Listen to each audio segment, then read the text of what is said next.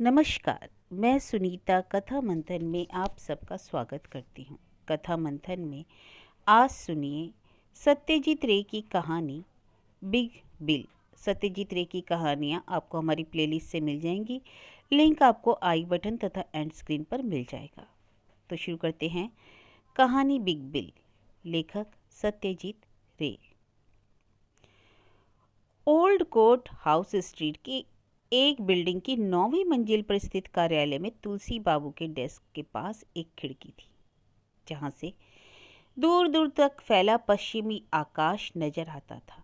तुलसी बाबू का पड़ोसी जगनमारा दत्त बरसात के मौसम में एक सुबह खिड़की के बाहर पान की पीक थूकने गया था।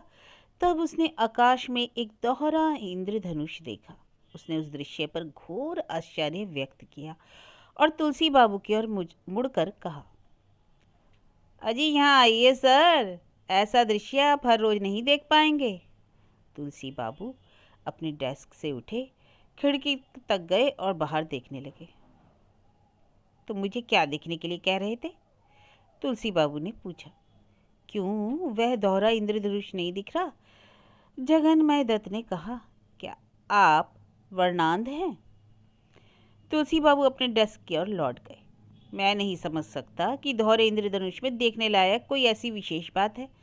आकाश में एक नहीं ऐसे 20 इंद्रधनुष भी हो तब भी उसमें आश्चर्यजनक तो कुछ नहीं होगा। और दोहरा इंद्रधनुष ही क्यों? लोअर सर्कुलर रोड पर स्थित 2 मीनारों वाली चर्च को आप जब तक चाहे टकटकी लगाए देखते रह सकते हैं। हर किसी के पास ऐसा आश्चर्य बोध नहीं होता। लेकिन तुलसी बाबू के बारे में यह भी नहीं कहा जा सकता कि उनके अंदर आश्चर्य बोध नहीं है, या इस नाम की कोई चीज़ है भी या नहीं। सिर्फ एक चीज़ थी जो तुलसी बाबू को हमेशा आश्चर्य में डाल देती थी, और वह चीज़ थी मंसूर के मटन कबाब का अद्भुत स्वाद। तुलसी बाबू का दोस्त और सहकर्मी प्रद्युत चंद एकमात्र व्यक्ति था जिसे इस बात की जानकारी थी। अतः ऐसी संशय प्रकृति लेकर जन्मे तुलसी बाबू को उस समय कोई विशेष हैरानी नहीं हुई जब उन्हें दंडकारण्य के वनों में औषधीय वनस्पति की खोज करते समय एक बहुत बड़ा अंडा मिला। तुलसी बाबू पिछले 15 वर्षों से आयुर्वेदिक औषधियों में दिलचस्पी ले रहे थे। उनके पिता एक जाने माने औषधि विक्रेता थे। हालांकि तुलसी बाबू अबूटनाट एंड कंपनी में उच्च श्रेणी लिपिक पद पर काम करते थे और उनका वेतन ही उनकी आमदनी का मुख्य स्रोत था। फिर भी वह पारिवारिक व्यवसाय का पूर्णतया त्याग करना नहीं चाहते थे। कुछ समय से उन्होंने इस और कुछ अधिक समय देना शुरू कर दिया था, क्योंकि कलकत्ता के 2 प्रतिष्ठित व्यक्तियों को उनके नुस्खों से काफ़ी फायदा हुआ था और इस कारण एक अंशकालिक आयुर्वेदिक औषधि विक्रेता के रूप में उनका नाम प्रसिद्ध हो गया था। इन्हीं जड़ी बूटियों की खोज उन्हें दंडकारण्य ले आई थी। तुलसी बाबू ने सुना था कि जगदलपुर से 30 मील उत्तर में एक पहाड़ी गुफा में एक सन्यासी रहता था जिसे औषधीय वनस्पति के बारे में विशेष ज्ञान प्राप्त है, और उस वनस्पति में एक जड़ी बूटी ऐसी भी है तब जो उच्च रक्तचाप में पर्याप्त लाभकारी मानी जाती है। कहा जाता था कि यह पौधा कॉल्फिया सेप्टिना नामक अधिक सामान्य व्यक्ति की अपेक्षा बहुत अधिक कारगर या गुणकारी होता है। तुलसी बाबू उच्च रक्तचाप से पीड़ित थे। सर्पेंटिना औषधि से उन्हें कोई विशेष लाभ नहीं हुआ था और होम्योपैथी और एलोपैथी में तो उन्हें जरा भी कतई विश्वास नहीं था। तुलसी बाबू जगदलपुर की यात्रा पर अपने मित्र प्रद्युत बाबू को अपने साथ ले गए। प्रद्युत बाबू को अपने मित्र के अड़ियल स्वभाव से अक्सर बड़ी परेशानी होती थी। तब उसे कहना ही पड़ा। आश्चर्यबोध का महसूस करने के लिए व्यक्ति को कुछ कल्पना से काम लेना पड़ता है, और तुम्हारे अंदर कल्पना शक्ति का इतना अभाव है कि अगर एक पूरा भूत भी तुम्हारे सामने आ जाए तब भी तुम्हें कोई आश्चर्य नहीं होगा। तुलसी बाबू ने शांतिपूर्वक जवाब दिया था। वास्तव में आश्चर्य का एहसास ना होने पर जब कोई चकित होने का बहाना करता है तो वह सिर्फ एक दिखावा होता है, और मुझे यह मंजूर नहीं। लेकिन इससे उनकी मित्रता पर कोई असर नहीं पड़ा। शरतकालीन अवकाश के दौरान ये दोनों जगदलपुर में एक होटल में ठहरे। रास्ते में मद्रास मेल में 2 विदेशी लड़के उनके डिब्बे में आ गए थे। वे दोनों स्वीडन निवासी निकले। उनमें से एक इतना लंबा ऊंचा था कि उसका सिर डिब्बे की छत को छू रहा था। प्रद्युत बाबू ने जब उससे पूछा कि उसका कद कितना है तो उसने जवाब दिया 2 मीटर और 7 सेंटीमीटर, लगभग 7 फीट। बाकी यात्रा के दौरान प्रद्युत बाबू उस लंबे ऊंचे कद वाले युवक से अपनी दृष्टि नहीं हटा सके, लेकिन तुलसी बाबू ने जरा भी आश्चर्य व्यक्त नहीं किया। उसने कहा, ऐसी असाधारण ऊंचाई स्वीडन के लोगों के आहार का ही परिणाम है। इस कारण इसमें कुछ भी आश्चर्य की बात नहीं है। जंगल में करीब 1 मील पैदल चलने और फिर लगभग 500 सीढ़ियां चढ़ने के बाद वे सन्यासी घुमई बाबा की गुफा तक पहुंच गए। गुफा काफ़ी बड़ी थी, लेकिन चूंकि सूरज का प्रकाश अंदर नहीं पहुंच पाता था, 10 कदम आगे चलने के बाद ही उन्हें अंधकार ने घेर लिया। बाबा की अंगीठी से निरंतर उठता धुआं उस अंधकार को और घना कर रहा था। प्रद्युत बाबू अपनी टॉर्च की रोशनी में आरोही और निलंबी अपव्यय को देखने में खोया हुआ था, जबकि तुलसी बाबू ने अपनी हर्बल औषधि के विषय में पूछताछ की। घुमई बाबा ने जिस वृक्ष का नाम लिया उसे चक्रपर्ण कहा जाता है, संस्कृत में जिसका अर्थ होता है गोल पत्तियां। तुलसी बाबू ने कभी यह नाम नहीं सुना था, न उसका उल्लेख उन आधा दर्जन किताबों में कहीं था जो किताबें उन्होंने जड़ी बूटी की बनने वाली दवाओं के बारे में पढ़ी थी। यह कोई वृक्ष नहीं बल्कि एक झाड़ी थी और दंडकारण्य के जंगल के सिर्फ एक भाग में पाई जाती थी, अन्यत्र कहीं नहीं। घुमई बाबा ने पर्याप्त दिशा निर्देश दिए, जिन्हें तुलसी बाबू ने सावधानी से लिख लिया।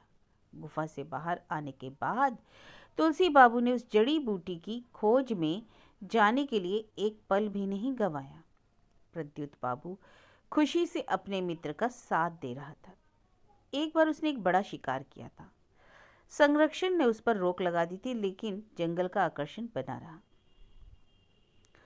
सन्यासी द्वारा दिए गए दिशा निर्देश बिल्कुल सही साबित हुए। आधा घंटा चलने पर वे एक तंग घाटी के समीप पहुंचे, जिसे उन्होंने 3 मिनट में पार कर लिया, और फिर बिजली गिरने से खाक हुए नीम वृक्ष के दक्षिण में 7 कदम आगे चलकर उन्हें वह झाड़ी मिल गई। यह कमर तक ऊंचा एक पौधा था, जिसकी गोल हरी पत्तियां थी और प्रत्येक पत्ती के बीच में एक गुलाबी बिंदी थी। यह कैसी जगह है? प्रद्युत बाबू ने चारों तरफ दृष्टि घुमाकर पूछा। क्यों, क्या खराबी है यहाँ? सिर्फ एक नीम को छोड़कर यहाँ कोई वृक्ष ऐसा नहीं है जिसे मैं पहचान सकूं। और देखो देखो कितनी नमी है इस जगह। जिन जिन स्थानों से हम गुजरे हैं यह उनसे एकदम भिन्न है। पैरों के नीचे जमीन गीली थी, मगर तुलसी बाबू को उसमें कुछ भी अजीब नहीं लगा। क्यों, कलकत्ता में ही तापमान एक जगह कुछ होता है और दूसरी जगह कुछ। दक्षिण में टालीगंज, उत्तर में श्याम बाजार की तुलना में अधिक ठंडा रहता है। जंगल का एक भाग दूसरे भाग से भिन्न होने में अजीब क्या है? यह प्रकृति की विशिष्टता है और कुछ नहीं। तुलसी बाबू ने अपना थैला जमीन पर रखा ही था कि वह झाड़ी की तरफ झूलने वाला था, तभी प्रद्युत बाबू के एक सवाल ने उसे बीच में ही रोक दिया। अरे आखिर यह क्या चीज है? तुलसी बाबू ने भी उस चीज को देखा, लेकिन उन्हें कोई परेशानी नहीं हुई उससे। किसी प्रकार का अंडा होगा और क्या, तुलसी बाबू ने कहा। प्रद्युत बाबू के विचार में यह अंडाकार चट्टान का एक टुकड़ा था, लेकिन और करीब से देखने पर वह समझ गया कि वह वास्तव में एक अंडा था। पीला भूरी धारी वाला तथा नीली चित्तियों वाला अंडा। इतना बड़ा अंडा किस जीव का हो सकता है? किसी अजगर का तो नहीं। इस बीच तुलसी बाबू उस झाड़ी की कुछ पत्तेदार शाखाएं पहले ही तोड़ चुके थे और उन्हें अपने थैले में भर चुके थे। वह कुछ और शाखाएं तोड़ लेना चाह रहे थे, लेकिन उसे रुक जाना पड़ा, क्योंकि अंडे ने उसी समय कुछ हरकत करनी शुरू कर दी। अंडे का खोल टूटने की आवाज़ से चौंककर प्रद्युत बाबू एकदम पीछे हट गए, मगर फिर उसने हिम्मत जुटाई और कुछ कदम बढ़ाकर उसने करीब जाकर देखा। खोल से एक सिर बाहर आ चुका था, और यह कोई सांप नहीं था, न घड़ियाल और न कोई कछुआ। यह एक पक्षी का सिर था। शीघ्र ही पूरा शरीर बाहर आ गया। काफी बड़ा पक्षी था, लगभग एक मुर्गी के आकार का। प्रद्युत बाबू को पक्षियों का बहुत शौक था। उसके पास एक पालतू मैना और एक बुलबुल थी। लेकिन उसने इतना बड़ा चूजा कभी नहीं देखा था। उसकी एक बड़ी चोंच थी और लंबी लंबी टांगें। उसकी बैगनी पंख अद्भुत थे और पैदा होने के साथ ही उसका सतर्क व्यवहार देखने योग्य था। तथापि तुलसी बाबू को चूजे में कोई दिलचस्पी नहीं थी। वह उस पौधे से अधिकतम मात्रा में पत्तियां तोड़कर अपने थैले में भर लेने में व्यस्त थे। प्रद्युत बाबू ने इधर उधर देखा और कहा, बड़े आश्चर्य की बात है, इसके माता पिता का कुछ अता पता नहीं है, आस पास में तो कतई नहीं। मैं समझता हूँ आज के लिए इतना अचंभा काफ़ी है। तुलसी बाबू ने अपना थैला अपने कंधे पर डालते हुए कहा, लगभग 4 बजे का समय हो रहा है। अंधेरा बढ़ने से पहले हमें जंगल से निकल जाना चाहिए। कुछ हिचकते हुए प्रद्युत बाबू चूजे के पास से हटे और अपने दोस्त के साथ चलने लगे। इंतजार में खड़ी टैक्सी तक पहुंचने में कम से कम आधा घंटा लगेगा। पैरों की पटपटाहट सुनकर प्रद्युत बाबू को रुकना पड़ा और जैसे ही प्रद्युत बाबू ने पीछे मुड़कर देखा तो पाया चूजा सीधे उनसे आंखें मिला रहा है। फिर वह धीरे धीरे चलकर तुलसी बाबू के सामने जाकर रुक गया और अपनी असाधारण रूप से लंबी चोंच खोलकर उसने तुलसी बाबू की धोती पकड़ ली। प्रद्युत बाबू को इतना अचरज हुआ कि उनसे कुछ कहते ही नहीं बना। फिर उसने देखा कि तुलसी बाबू ने चूजे को पकड़ लिया और उसे अपने बड़े से थैले के अंदर डाल लिया। अरे अरे अरे, यह आप क्या कर रहे हैं? प्रद्युत बाबू घोर विस्मय के साथ चीखा। उस अनजान पक्षी को अपने थैले में भर लिया। किसी पशु या पक्षी को पालतू रखने की मेरी तीव्र इच्छा बहुत समय से थी। तुलसी बाबू ने पुनः चलते हुए कहा, विजातीय कुत्तों को भी पालतू रखा जाता है, किसी अनाम चूजे को रखने में क्या बुराई है? प्रद्युत बाबू ने उस पक्षी को हिलते डुलते थैले में अपनी गर्दन बाहर निकालते और बड़ी बड़ी आंखें चारों ओर घुमाते हुए देखा। तुलसी बाबू मस्जिद बाड़ी स्ट्रीट में एक बिल्डिंग के द्वितीय तल पर एक फ्लैट में रहते थे। वह अविवाहित थे और उनके अलावा और एक नौकर था जिसका नाम नटवर था। एक रसोइया भी था जिसे वह जैक कैस्टो पुकारते थे, जो नबरून प्रेस का मालिक था। सान्याल महोदय का स्वभाव चिड़चिड़ा था और बिजली की निरंतर कटौती ने उन्हें और अधिक चिड़चिड़ा बना दिया था, क्योंकि बिजली न रहने से उनके कारोबार पर बुरा असर पड़ता था। तुलसी बाबू को दंडकारण्य से लौटे 2 माह हो चुके थे। उन्होंने चूजे को एक पिंजड़े में रख दिया था, जो उन्होंने वापस आने के बाद विशेष ऑर्डर देकर बनवाया था। वह पिंजरा अंदर के बरामदे के एक कोने में रखा था। तुलसी बाबू ने उस चूजे का नाम भी सोच लिया था, बिग बिल। कुछ समय बाद ही उसके नाम से बिग हटा दिया गया और अब केवल बिल रह गया। जगदलपुर आकर पहले दिन उन्होंने उस चूजे को अनाज का दाना खिलाना का प्रयत्न किया था, लेकिन उसने खाने से मना कर दिया। तुलसी बाबू तभी समझ गए कि यह पक्षी मांसाहारी है। बस उसी समय से तुलसी बाबू ने उसे कीड़े मकोड़े कॉकरोच इत्यादि देना शुरू कर दिया। हाल ही में उस पक्षी की भूख बहुत बढ़ गई लगती थी, क्योंकि उसने अपनी व्यापक असंतुष्टि जतलाने के लिए अपनी चोंच पिंजड़े की सलाखों के बाहर निकालना आरंभ कर दिया। अतः तुलसी बाबू को उसे मांस खिलाने के लिए बाध्य होना पड़ा। नटवर हर रोज बाजार से उसके लिए मांस लेकर आता, जिसे खाकर उसका आकार तेजी से बढ़ने लगा। पिंजरा खरीदते समय तुलसी बाबू ने बड़ी दूरदर्शिता से काम किया था, क्योंकि उन्होंने जो पिंजरा चुना था वह उस पक्षी के वास्ते आकार में कई गुना बड़ा था। उनकी अंतर्दृष्टि से ने उन्हें बता दिया था कि उनका पालतू पक्षी किसी विशाल आकार वाले पक्षी की प्रजाति का है। पिंजड़े की भीतरी छत जमीन से 2.5 फीट ऊंची थी, लेकिन उन्होंने गौर किया कि बिल जब सीधा खड़ा होता है तो उसका सिर छत को छूने लगता है। हालांकि बिल अभी सिर्फ 2.5 महीने का ही था। वह समझ गए कि उन्हें जल्दी और अधिक बड़ा पिंजरा खरीदना पड़ेगा। पक्षी की चीख भयानक आवाज वाली थी। मिस्टर सान्याल जब एक सुबह बरामदे में खड़े चाय पी रहे थे तो उस चीख को सुनकर चाय उनके गले में अटक गई थी। दोनों पड़ोसी आमतौर पर एक दूसरे से यदा कदा ही बोलते थे, लेकिन उस दिन अपने खांसी के दौरे से संभलने के बाद मिस्टर सान्याल ने तुलसी बाबू से पूछ ही लिया कि उन्होंने किस प्रकार का पशु पिंजरे में बंद कर रखा है जो ऐसी भयंकर आवाज निकालता है। और यह बात सच थी कि बिल की चीख किसी पक्षी की आवाज के बजाय किसी जानवर की आवाज अधिक लगती थी। तुलसी बाबू अपने काम पर जाने के लिए तैयार हो रहे थे। वह शयन कक्ष के द्वार पर आए और बोले, कोई पशु नहीं है, एक पक्षी है। इसकी चीख जैसी भी हो, यह रात में किसी की नींद खराब नहीं करती है, जैसे आपकी बिल्लियां करती हैं। तुलसी बाबू के मुंह तोड़ उत्तर ने बहस को वहीं समाप्त कर दिया। फिर भी सान्याल महोदय कुड़कुड़ाते रहे। अच्छी बात यह थी कि उनके फ्लैट से पिंजरा दिखाई नहीं देता था। अगर उन्हें पक्षी की एक झलक मिल जाती तो बहस काफी गंभीर झगड़े में बदल सकती थी। यद्यपि उसकी सूरत शक्ल से तुलसी बाबू को कोई परेशानी नहीं थी, किंतु प्रद्युत बाबू के लिए जरूर यह एक चिंता का विषय बना हुआ था। ऑफिस के बाद यदा कदा ही दोनों का मिलना होता था। सप्ताह में केवल एक बार दोनों की भेंट होती, जब वे मंसूर के यहाँ कबाब और पराठा खाने जाते थे। प्रद्युत बाबू का परिवार बड़ा था और उन पर अनेक जिम्मेदारियों का बोझ था, लेकिन दंडकारण्य से लौटने के बाद वे तुलसी बाबू के पालतू पक्षी की और अक्सर उसका ध्यान चला जाता था। इसका नतीजा यह हुआ कि वह शाम के समय अक्सर तुलसी बाबू के घर नजर आने लगे। पक्षी का आकार तेज गति से बढ़ते जाना और उसके रंग रूप एवं सूरत शक्ल में हो रहा बदलाव प्रद्युत बाबू के लिए निरंतर आश्चर्य प्रदान करने का स्रोत बन गया। यह बात उनकी समझ से बाहर थी कि तुलसी बाबू इस बारे में कोई चिंता क्यों नहीं दर्शाते। प्रद्युत बाबू ने कभी कल्पना नहीं की थी कि किसी पक्षी की आंख में इतना द्वेषपूर्ण भाव हो सकता है। कहरुबा सदृश परितारिका में काली पुतलियां उसे इस तरह घूरती थी कि वह अत्यधिक बेचैनी महसूस करने लगता। पक्षी की चोंच उसकी देह के बढ़ते आकार के अनुपात में ही बढ़ रही थी। चोंच का रंग चमकदार काला था। वह गिद्ध की चोंच से मिलती थी, लेकिन बाकी शरीर के हिसाब से वह चोंच बहुत अधिक बड़ी थी। उसके अल्प विकसित पंखों और उसकी लंबी तगड़ी टांगों तथा पैनी पंजों से स्पष्ट था कि वह अभी उड़ने की स्थिति में नहीं था।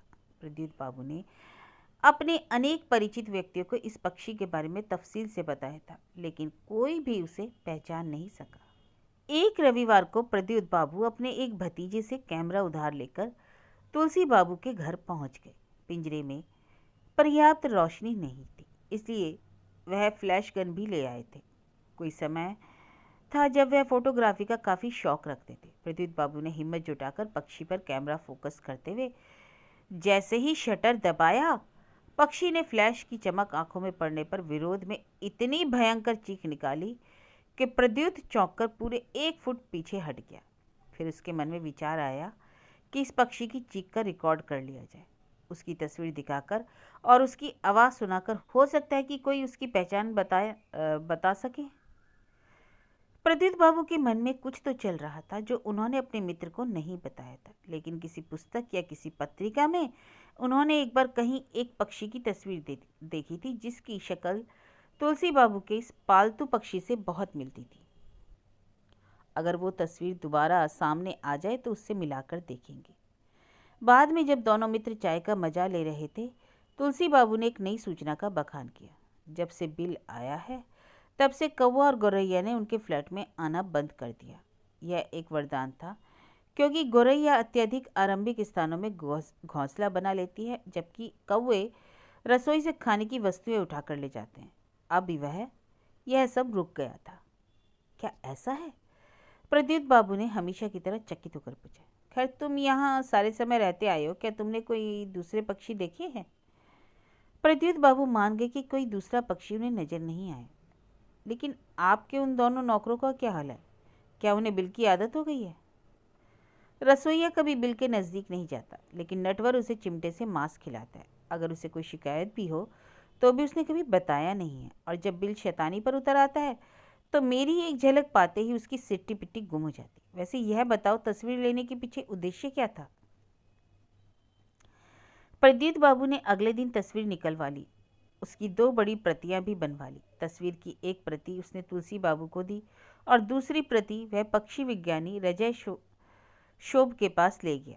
हाल ही में सिक्किम के पक्षियों पर श्री शोभ का एक लेख साप्ताहिक पत्रिका देश में प्रकाशित हुआ था, लेकिन श्री शोभ उस तस्वीर से पक्षी को पहचान नहीं सके। उनका यह पूछने कि इस पक्षी को कहाँ देखा जा सकता है, तो प्रद्युत बाबू ने साफ झूठ बोल दिया कि यह तस्वीर उसाल से मेरे एक मित्र ने भेजी है। वह चाहता है कि मैं इस पक्षी की पहचान के बारे में उसे कुछ बतलाऊं।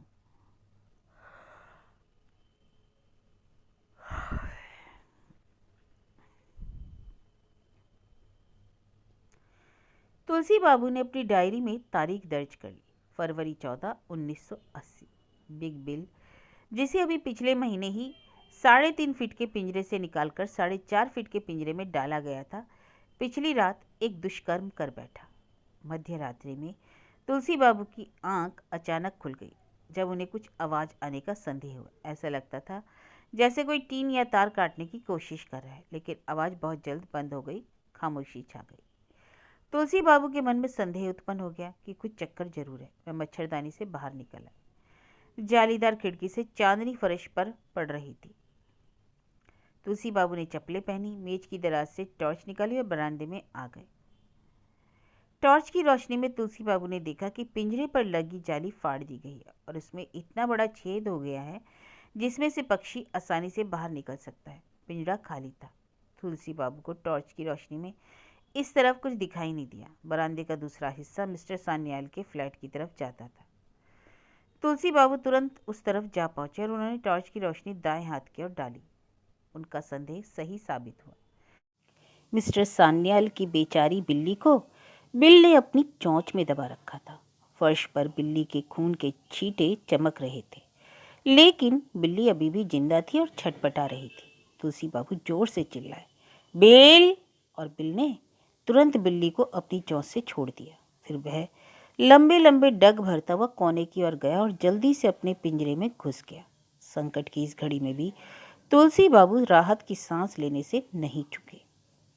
मिस्टर सान्याल के कमरे के दरवाजे पर एक बड़ा सा ताला लटका हुआ था। दिसंबर और जनवरी के महीनों में उनके प्रेस में स्कूल की किताबें छपने के कारण काम बहुत अधिक रहा, जिसे ख़त्म करने के बाद वह 3 दिन पहले अवकाश पर चले गए थे। और सबसे अच्छा तो यह होगा कि बिल्ली को खिड़की से बाहर सड़क पर फेंक दिया जाए। भटकने वाले कुत्ते और बिल्लियाँ आए दिन कलकत्ते की सड़कों पर कुचले जाते हैं। उन्हीं में से एक संख्या और जुड़ जाएगी।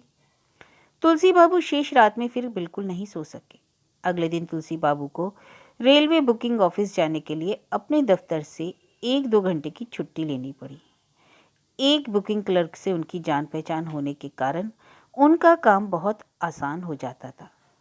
प्रद्युत बाबू ने पालतू पक्षी के बारे में पूछा था और तुलसी बाबू ने जवाब दिया था कि वह बिल्कुल ठीक है। फिर कुछ क्षण बाद सोचने के बाद उन्होंने कहा था, तुमने जो तस्वीर खींची थी, मैं उसे फ्रेम कराने के बारे में सोच रहा हूँ। 24 फरवरी को तुलसी बाबू का दूसरी बार जगदलपुर आना हुआ। उसी ट्रेन के समान यान में बिल को भी एक डिब्बे में बंद करके लाया गया था और उस डिब्बे में रोशनी एवं हवा आने के लिए एक छेद कर दिया गया था। जगदलपुर में से तुलसी बाबू 2 कुलियों को लेकर और डिब्बे में बंद पक्षी को लेकर एक कार से जंगल में उस जगह की खोज में निकल पड़े जहां उस पक्षी को उन्होंने पाया था। मुख्य सड़क पर एक असंदिग्ध मील पत्थर के निकट तुलसी बाबू कार से उतर गए और उन कुलियों के साथ जिन्होंने पक्षी का डिब्बा उठाया हुआ था, झुलसे नीम वृक्ष की दिशा में चल दिए। उस जगह तक पहुंचने में करीब 1 घंटा लगा। कुलियों ने उस बंद डिब्बे को नीचे रख दिया। कुलियों को पहले ही काफ़ी अच्छी बख्शीश दी जा चुकी थी और उन्हें बता दिया गया था कि वह डिब्बा उनको ही खोलना होगा। ठीक ऐसा ही किया गया और तुलसी बाबू को यह देखकर तसल्ली हुई कि बिल एकदम सही सलामत था। वे दोनों कुली बिल को देखकर अवश्य चौंके और उनकी चीख निकल गई, लेकिन तुलसी बाबू को उसकी चिंता नहीं थी। उनका काम हो गया था, यही काफ़ी था उनके लिए। बिल तुलसी बाबू को एकटक देख रहा था। उसका सिर 4.5 फीट ऊंचे पिंजरे की छत तक पहले ही पहुंच चुका था। गुड बाय बिल, जितना जल्दी विदा ले उतना ही अच्छा रहेगा। तुलसी बाबू अपनी वापसी सफ़र पर चल पड़े। इस यात्रा के विषय में उन्होंने अपने दफ्तर में किसी को कुछ नहीं बताया, प्रद्युत बाबू को भी नहीं। सोमवार को जब वह अपने डेस्क पर पहुंचे तो प्रद्युत बाबू ने स्वभावतः पूछ लिया कि वह किधर चले गए थे। तुलसी बाबू ने संक्षेप में जवाब दिया कि वह अपनी भांजी के विवाह में नेहाटी गए थे और करीब 2 सप्ताह बाद तुलसी बाबू के घर पहुंचने पर प्रद्युत बाबू को पिंजरा खाली देखकर बहुत हैरानी हुई। अब उन्होंने इस बारे में तुलसी बाबू से पूछा। पक्षी चला गया, तुलसी बाबू ने जवाब दिया। प्रद्युत बाबू ने स्वाभाविक रूप से ही यही समझा कि पक्षी मर गया है और यह सोचकर उन्हें दुख हुआ।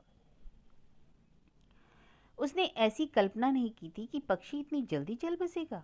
उसने कतई गंभीर होकर तुलसी बाबू से यह बात नहीं की कि पक्षी के ना रहने पर उसकी तस्वीर उन्हें उनकी याद दिलाती रहेगी। उसके द्वारा खींची गई नई तस्वीर तुलसी बाबू ने फ्रेम कराकर अपने शयन कक्ष में टांगी हुई थी। तुलसी बाबू कुछ अस्वस्थ भी लग रहे थे और वातावरण में उदासी छाई हुई थी।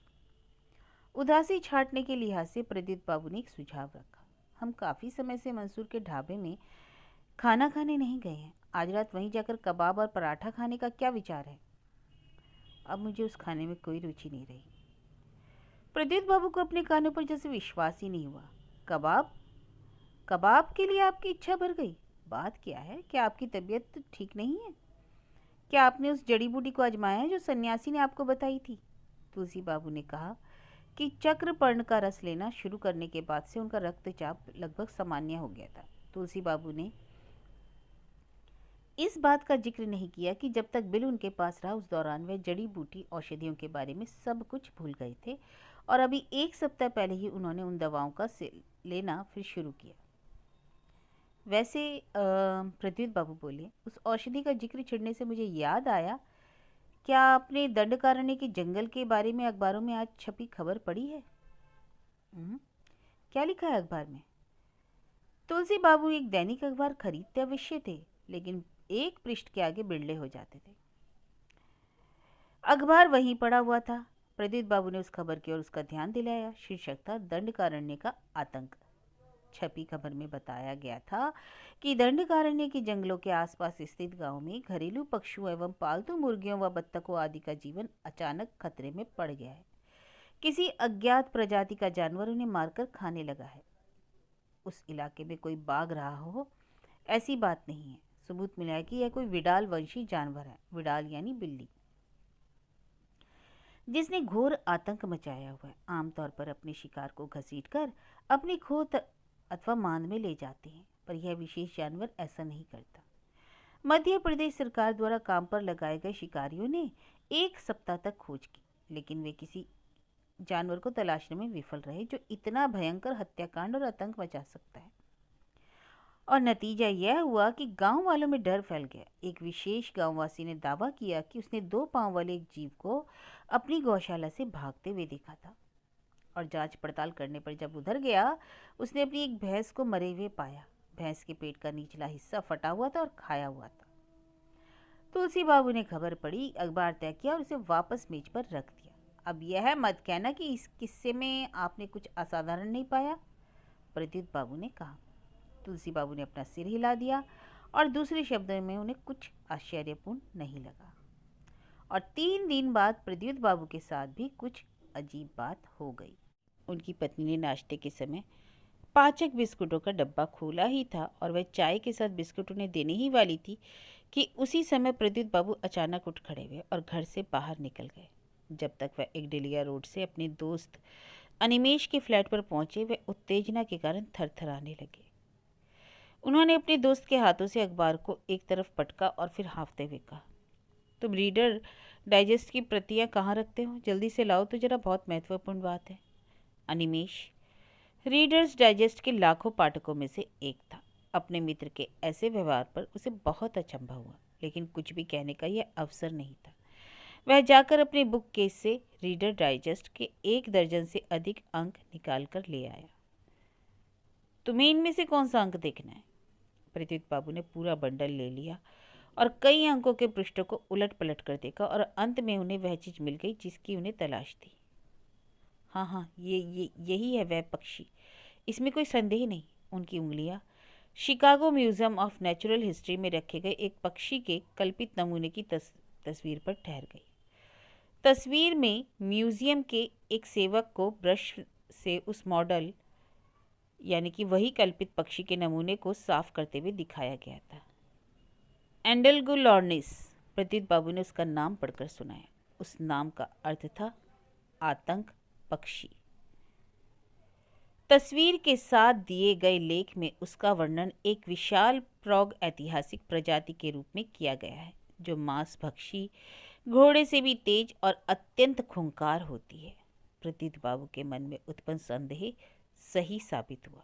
जब अगली सुबह ऑफिस से तुलसी बाबू उसके पास आए और कहा कि उन्हें एक बार फिर दंडकारण्य जाना है और यह भी उन्हें खुशी होगी कि यदि प्रद्युत बाबू भी साथ चलें और अपनी बंदूक भी ले चलें। ट्रेन में सोने के लिए बर्थ नहीं मिल सकी क्योंकि उसके लिए समय नहीं था, फिर भी जाना तो था क्योंकि मामला गंभीर एवं अत्यावश्यक था।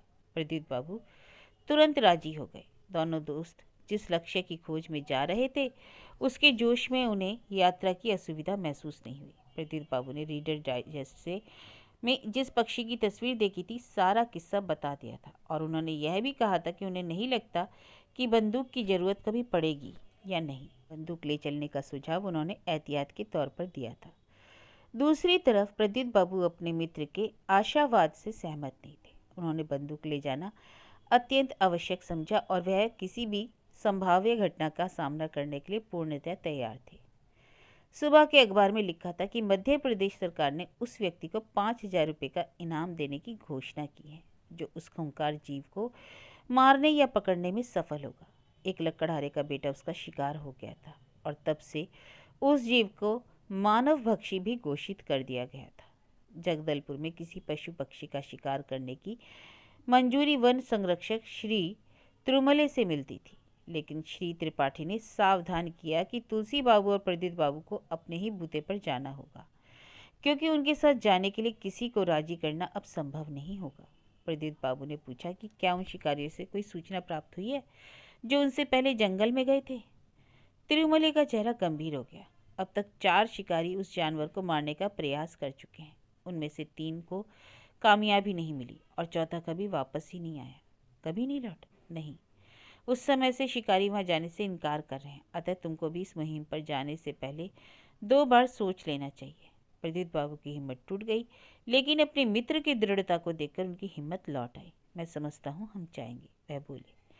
इस बार उन्हें कुछ अधिक पैदल चलना पड़ा क्योंकि टैक्सी वाले ने जंगल की ओर जाने वाली सड़क के कच्चे रास्ते पर जाने से मना कर दिया था। तुलसी बाबू को पक्का विश्वास था कि काम 2 घंटे में के अंदर समाप्त हो जाएगा। टैक्सी चालक 50 रुपए की टिप के लोभ में उतनी देर इंतजार करने के लिए मान गया। दोनों मित्र अपने लक्ष्य की खोज में चल पड़े। उस समय वसंत चल रहा था। जंगल ने बिल्कुल नया रूप धारण किया हुआ था। पिछली बार ऐसा नहीं था कि जब वे यहाँ आए थे प्रकृति अपने नियम अनुसार चल रही थी और फिर भी यहाँ एक प्रकार की अस्वाभाविक खामोशी छाई हुई थी। न चिड़ियों की चहचहाट और न कोयल की कूक। तुलसी बाबू ने हमेशा की तरह कंधे पर अपना थैला लटकाया हुआ था। प्रद्युत बाबू को पता था कि उस थैले में एक पैकेट है, लेकिन यह नहीं मालूम था कि उस पैकेट में क्या है। प्रद्युत बाबू अपनी बंदूक और गोलियां संभाले हुए थे। झाड़ झंकार भरा रास्ता आगे चलकर जैसे जैसे कुछ साफ होने लगा। वे अब जंगल में दूर तक देख सकते थे। उन्होंने कुछ दूरी पर देखा कि कटहल के वृक्ष के पीछे एक आदमी का शव हाथ पैर फैलाए जमीन पर पड़ा है। तुलसी बाबू का ध्यान पहले उस तरफ नहीं गया था और वह तभी रुके जब प्रद्युत बाबू ने उनको उस तरफ देखने के लिए कहा। प्रद्युत बाबू ने बंदूक पर अपनी पकड़ जमाई और उस शव की ओर बढ़े। तुलसी बाबू आधे रास्ते पर गए, फिर लौट पड़े। तुम्हें देखकर लगता है मानो तुमने भूत देख लिया हो, तुलसी बाबू ने कहा। और जब उनका दोस्त उनके निकट आया, अरे कहीं यह वही लापता शिकारी नहीं है? अवश्य वही होगा, प्रद्युत बाबू ने जरा गला खंकार कर कहा। लेकिन इस मुर्दे की पहचान करना आसान नहीं होगा, इसका सिर गायब है। बाकी रास्ते वे कुछ नहीं बोले। नीम के पेड़ तक पहुंचने में 1 घंटे का समय लगा, जिसका मतलब था कि कम से कम 3 मील चले होंगे।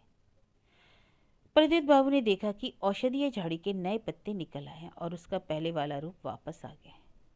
बिल बिल, प्रद्युत बाबू को यह पुकार कुछ उपहासपूर्ण लगी।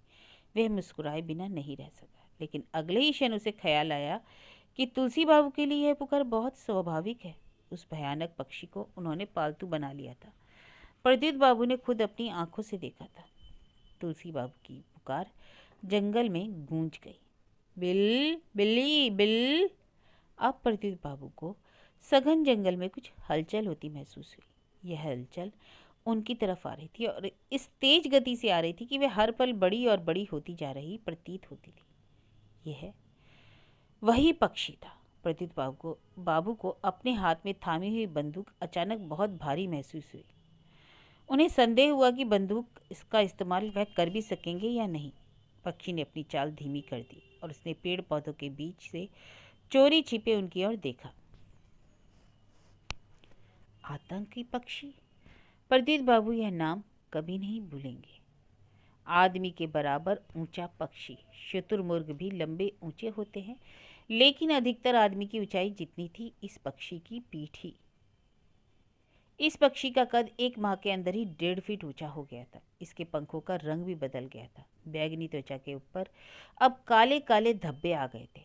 पक्षी की तृणमणि आंखों से झलकता द्वेषपूर्ण भाव अब इतना भयावह हो गया था कि सहन करना मुश्किल था। वह इसी दृष्टि से अपने पूर्व मालिक को देख रहा था। कुछ पता ही नहीं चल रहा था कि वह क्या करने वाला है। उसकी चुप्पी को हमले की तैयारी समझकर प्रद्युत बाबू ने अपने कांपते हाथों से बंदूक ऊपर करने का प्रयास किया, लेकिन ऐसा करते ही पक्षी ने अपनी दृष्टि प्रद्युत बाबू की तरफ मोड़ दी। उसके पंख फूल गए, जिसके कारण वह और डरावना लगने लगा। बंदूक नीचे करो, तुलसी बाबू ने धीरे से पटकते हुए कहा। प्रद्युत बाबू ने आज्ञा का पालन किया। पक्षी ने भी अपने पंख नीचे कर लिए और फिर अपनी दृष्टि अपने मालिक की ओर घुमा दी। मुझे नहीं पता कि तुम अभी भी भूखे हो, तुलसी बाबू ने कहा, लेकिन उम्मीद है कि तुम इसे खा लोगे, क्योंकि मैं यह चीज़ तुमको दे रहा हूँ।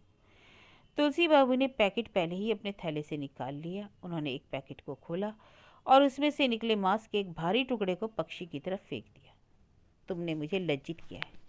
आशा करता हूँ कि आज के बाद तुम ठीक व्यवहार करोगे।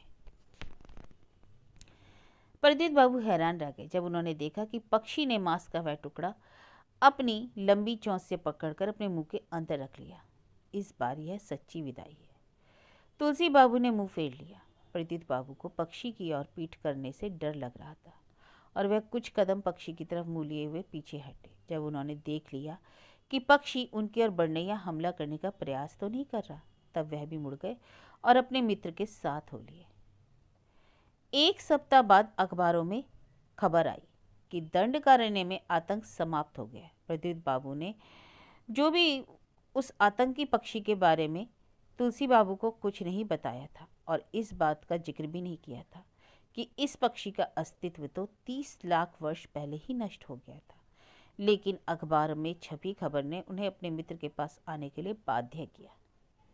मैं समझ नहीं पा रहा हूँ कि तुमने यह कैसे किया, प्रद्युत बाबू ने कहा।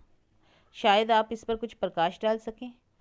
इसमें रहस्य की कोई बात नहीं है, तुलसी बाबू ने कहा। मैंने उसे जो मांस दिया था उसमें मैंने कुछ अपनी औषधि मिला दी थी। औषधि? हाँ, चक्रपर्ण का एक सत्व। यह व्यक्ति को शाकाहारी बना देता है, जैसा कि इसके सेवन से मैं शाकाहारी बन गया हूँ।